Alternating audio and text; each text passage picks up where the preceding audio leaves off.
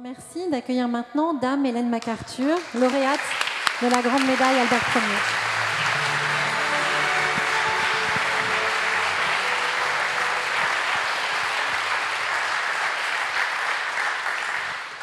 Bienvenue Hélène MacArthur, merci d'être venue jusqu'à nous aujourd'hui pour partager ce moment. Merci à tous, merci d'avoir m'invité et merci. Alors quel parcours, Hélène MacArthur, quel parcours? Et la première question que l'on se pose tous ici, c'est comment êtes-vous passée de navigatrice, de compétitrice à présidente de fondation engagée pour la préservation de l'environnement? Quel a été le déclic? En fait, il faut dire d'abord, j'avais jamais l'intention d'arrêter la voile. Depuis j'avais l'âge de 4 ans, j'ai voulu faire le tour du monde et que ça. Donc quand je rentrais dans le monde de la voile, quand je trouvais un partenaire, quand je partais pour ce voyage, pour moi c'était pour toujours. Et quand je commençais d'avoir les idées ailleurs, pour moi personnellement c'était un grand choc. C'était quelque chose que je n'attendais pas. Et c'est dur d'imaginer, mais si vous allez pour un tour du monde, on met tous à bord le bateau pour vivre. Le minimum, bien sûr, parce qu'on est dans une course, c'est un record, mais on a tout ce qu'il faut pour vivre. Et quand on part pour un tour du monde, on prend avec nous le minimum, mais il faut que ça reste jusqu'à la fin. Chaque jour, pendant un tour du monde, on voit la nourriture diminuer, on voit le gasoil pour le générateur diminuer, jusqu'à la fin.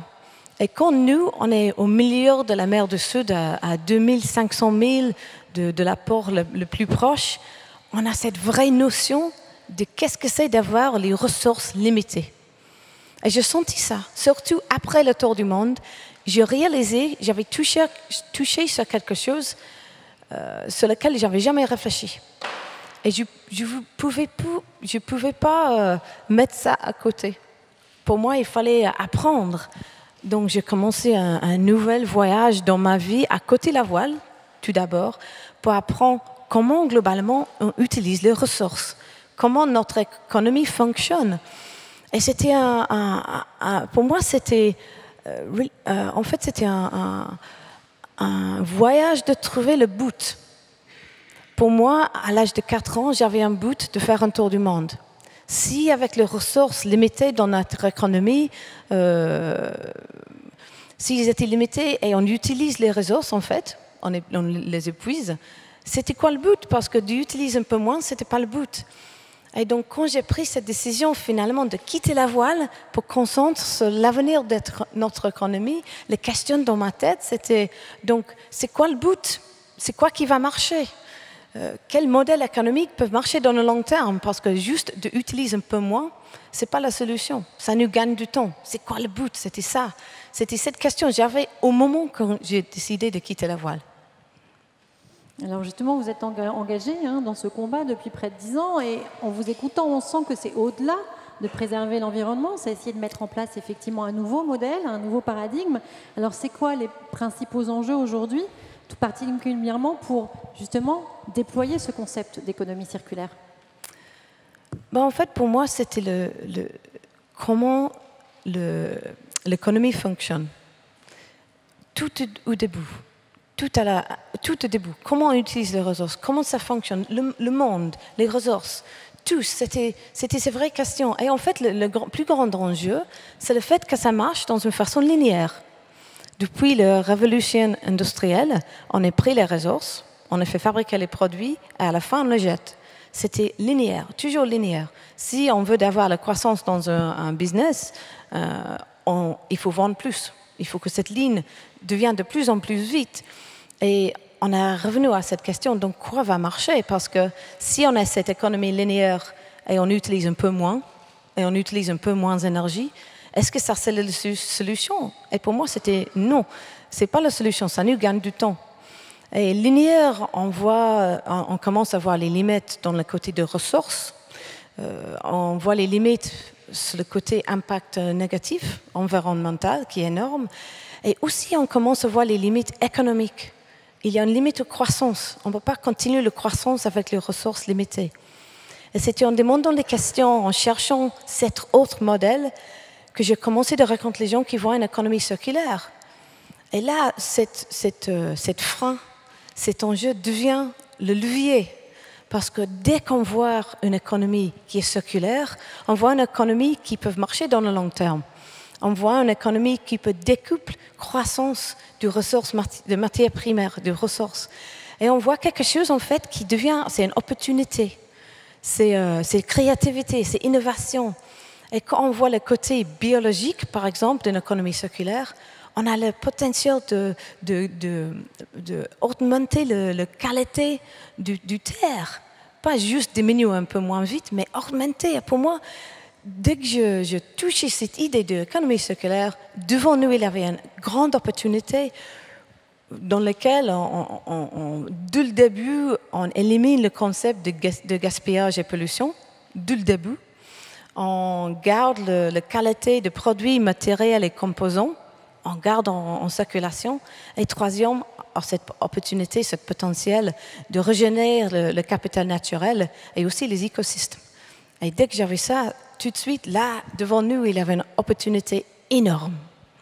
Alors c'est vrai qu'en vous écoutant, ça paraît évident qu'il faut aller vers ce nouveau paradigme, vers cette économie circulaire, mais on est encore très ancré dans un modèle dominant, linéaire. Quelles actions mettre en œuvre pour aller vers l'économie circulaire? Quelles sont les actions qu'entreprend votre fondation? Pour la fondation, le but, dès le début, en 2010, c'était d'accélérer la transition vers une économie circulaire. On travaille avec business, on travaille avec gouvernement et on travaille avec l'éducation. Les business, ça leur intéresse parce que leur modèle en linéaire commence de toucher les barrières. Ils cherchent un autre modèle et ils ont le potentiel de le changer. Un business peut changer comme ça, si vraiment ils ont l'envie. Et on a un grand pool de business parce qu'ils cherchent un modèle différent, un modèle qui marche, qui décuple cette croissance de ressources. Avec les gouvernements, ils cherchent la compétitivité, ils cherchent l'avenir de leur pays, de leur ville, le modèle différent.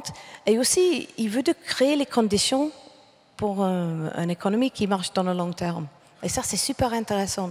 On a vu plein d'histoires sur les impacts négatifs, mais quand on regarde une économie circulaire, ils sont plein de côtés positifs.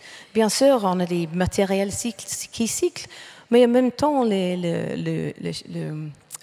ça baisse le CO2 énormément.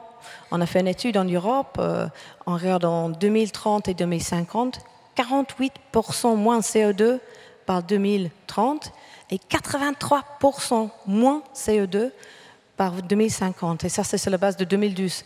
Donc, on voit ces opportunités énormes pour les gouvernements et, bien sûr, pour les business. Et finalement, l'éducation, quand les jeunes voient circulaire, il n'y a pas d'autre option. Pourquoi, dans notre vie, on fait fabriquer une ressource qui devient, prend une ressource qui devient du déchet? Ça ne sert à rien. C'est débile quand on a ces ressources limitées. Et eux, ils voient tout de suite. Eux, ils vont être les leaders de demain. Et en fait, de travailler avec l'éducation et les universités, autour de la recherche, tout ça, ça c'est essentiel. Et ça montre une très, très, très grande opportunité pour nous tous. Alors justement, pour conclure, quelles sont les perspectives? L'éducation? Est-ce qu'il y a d'autres leviers, comme la réglementation, comme le dialogue avec les autres pays? Quelles seraient les priorités? En fait, quand on discute le changement d'une économie linéaire vers circulaire, en fait, il y a beaucoup de choses qui doivent changer. L'éducation, les régulations, la façon dans laquelle un business fonctionne. Jusqu'à maintenant, c'était très, les silos dans le business. On avait les marketing, on avait le design, on avait le finance. Mais en fait, avec une économie circulaire, tout change. Parce que la plupart du business, ils ne vont plus vendre les choses. Ça devient un service. Donc, tout change. On a eu les très, très forts signaux de l'Union européenne autour de la régulation. Et en fait, c'est une situation assez rare parce que les business veulent, un plafond plat ou les situations pour créer une économie circulaire. Ils veulent ça. Et donc, quand la Commission européenne, ils ont la conversation avec business sur les réglementations pour créer cette situation, les deux veulent la même chose. Et de notre côté, on voit que ça, c'est assez rare. Le but est clair, on n'a pas toutes les solutions, on n'a pas tous les décisions de mettre en place, mais on sait qu'est-ce que c'est le but, on sait comment c'est le but. Donc il y a beaucoup de choses à changer. Très bien, donc commençons dès maintenant toute nouvelle action, tout nouveau projet, tout nouveau business en pensant économie circulaire. Merci infiniment, Hélène MacArthur, d'avoir partagé votre vision, nous donner envie, nous engager à vos côtés. Merci. Merci infiniment.